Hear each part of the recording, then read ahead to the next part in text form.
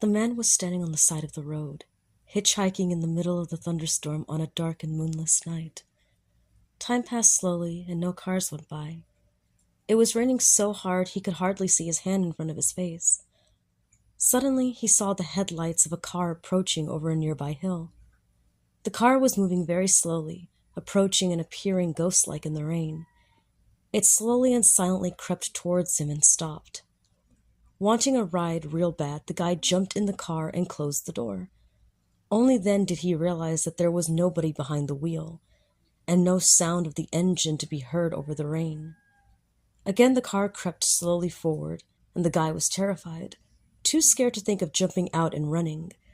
The guy saw that the car was approaching a sharp curve, and still too scared to jump out, he started to pray for his life, as he was sure the ghost car would go off the road and into the river, and he would surely drown. But just before the curve, a shadowy figure appeared at the driver's window, and a ghostly hand reached in and turned on the steering wheel, guiding the car safely around the bend. Then, just as silently, the hand disappeared through the window and the hitchhiker was alone again. Paralyzed with fear, the guy watched the hand reappear every time they reached a curve. Finally, the guy, scared to near death, had all he could take and jumped out of the car and ran to the town.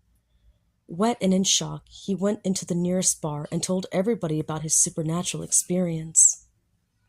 A silence enveloped the room, and everybody got goosebumps when they realized the guy was telling the truth about the strange car and the ghostly hand that guided it on its way. Just then, two men walked into the bar. They were dripping wet, and as they took off their rain gear, they looked around the room. Their eyes came to rest on the hitchhiker. "Look," said one of the men. "There's the idiot who jumped into our car when we were pushing it in the rain."